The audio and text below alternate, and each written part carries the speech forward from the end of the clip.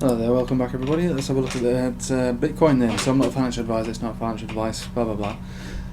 Right, so this is what we were expecting on the last video, to see a trading range anywhere from between this bottom of this blue box, which is 770, 7,777 or something like that, and as much as to the top of this area here, which is 8,000, we call it 8,700. Before a rejection. So we had a little run today, which is fine, but we've been rejected pretty much all the way from the top of it now, so looking like we're probably going to close this candle in the red, which, you know, like I say, this is a no trade zone. You know, if you're lucky enough to have got into this one, that was good, you closed your short. If you wanted to buy a long at the bottom of this area, fine, feel free to do that, but it's not going to be, not likely to be catching any kind of significant bottom, just a temporary area where you can sort of long it up to either this area to be safe, or even actually to this point now where we've got this 10 simple coming down now, where it looks like we're almost being rejected from there. And if you were, you know, brave enough, you could hold it all the way up to this area here, which is 8,700, but that's like I say, pretty unlikely that it's going to get up there. If you're looking to do a long, really, you're better off closing it off at these areas here. If you're looking to do a short, if you're able to catch it up here, then that'll probably be a good area. But again, I'm not your financial advisor, it's not financial advice. Anyway, that aside, you know, this is they're my tactics: long from here, short from here. This is the only range that I'm prepared to buy or sell at. In these middle areas here, I'm not bothered, because it could go either way, so it's not really a time to be doing anything. But there are some other interesting opportunities I'll bring up, mainly with the alt situation, really. So where are we going to go from here? So we're continuing our downwards trend, which is you know, we broke out the formation and we're now moving down. There is obviously going to be a bottom at some point, but to me it looks like it wants to carry on within this range here before it makes any kind of move, breaking above here or breaking below here. It's like I say, we're going to be waving around here maybe for about a week or so before we find our way one way or another breaking outside of this range, and I would expect we'd be breaking it to find our way into the 7,000s. Which, you know, when you look at it, when we're staring at it from this direction, it's actually not that bad. You know, we're bordering 7,000 already. You know, the 7,000 area, that's just this area here. Breaking into that 7,000 area is actually a very small range when you're looking at it like this.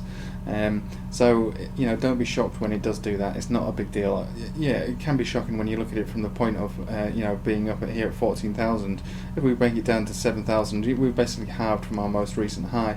But, you know, at the end of the day, it's not out of the realms of possibility, and to be honest, it's the most likely situation to be going down into the 7,000s at this point.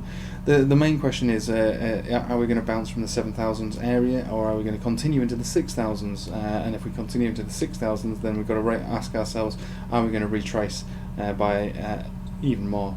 So a few little words of advice, just things to think about, really. I mean, first of all, you know, everyone's saying we're in a bull market, and at the moment we still are in a bull market. This is still a very bullish formation. We're still over 100% up, almost. You know, we're about 150% up from our bottom here. So that's definitely a bull market at the moment.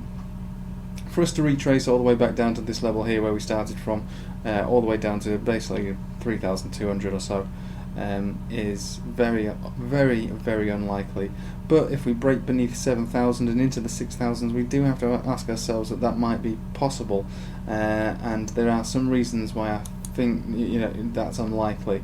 First of all, I do like to use the Ichimoku cloud, and the Ichimoku cloud tells us here, when we look at it on the weekly, that we're bouncing on what would definitely be this area here of support, but we're closing candles above the green 50 exponential, and the bottom of the Bollinger Band is essentially where we've bounced from last week, and we're bouncing from on this week as well. So to break beneath there is quite unlikely. You generally aren't going to see a Bitcoin break out of the bottom of a Bollinger Band.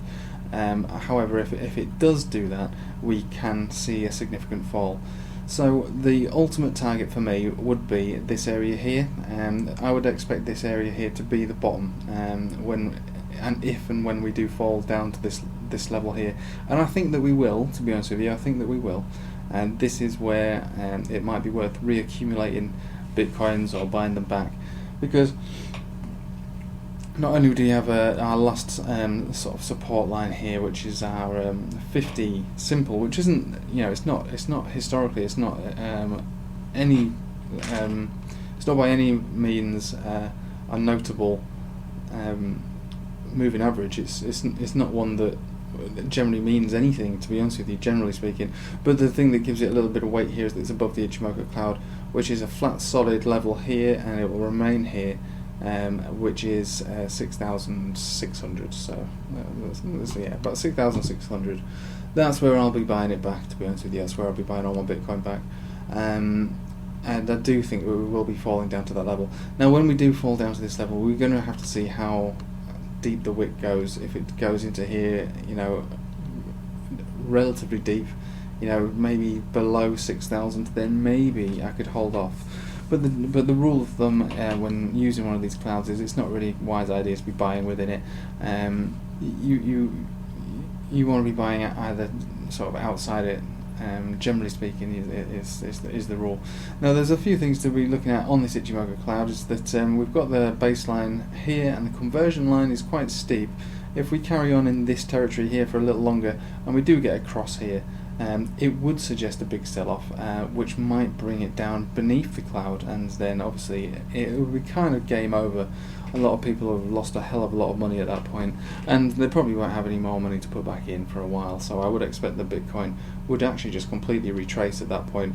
That would be this area here. If this were to be taken out and broken, and we come back beneath the cloud, that's it, finished really. The bottom of the cloud at this level as we are right now is 5,000.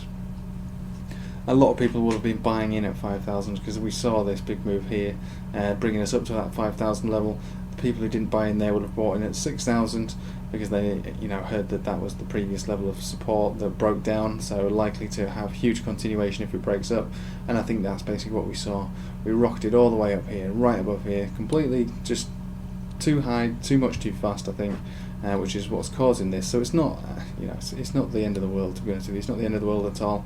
Like I say, I do expect to see a bounce here, and those are the reasons why. When we have a look on the MACD, we do see continuation to the down. There's no chance that that this looks like it wants to retrace in any time soon, but we are only looking on a weekly, to be honest with you. We'll go to the daily and have a quick look at what this one looks like. So we're beneath the red cloud to start with. We had the cross as well back here, which had this, which signified the big sell-off here. It looks like we might be looking to be moving up and around, but like I say, this area here to this area down here is our trading range, and until one of these gets taken out, it's not really worth buying or selling. You might want to consider maybe putting a short in if you start to see candle closing bodies within this blue box here, or if we actually start to get candles closing above this white EMA.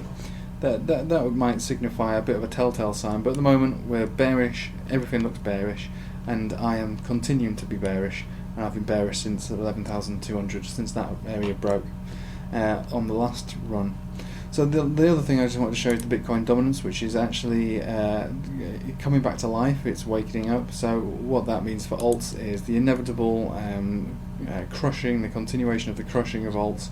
So we have a look on this chart, and this is something I've been saying, that alts have, the last video I made on this said that I think that alts have got another 16% left to fall within them, and the reason why is that I've not got my exponentials on here, but we did have a death cross around here, and most of your alts you'll have had a death cross around the same area, and when you have a death cross you expect at least 35% retracement.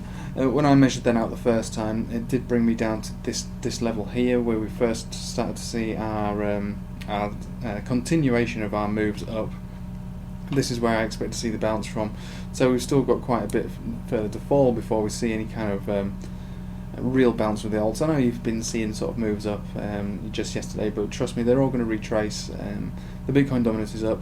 This still has some more to go, and like I say, I don't expect this to really start to recover. The earliest will be the end of this year, and probably the beginning of next. Bitcoin could quite easily make a turnaround before then, but I don't think the alts are going to be doing anything special until the very end of the year. I'm talking December to January, perhaps, really.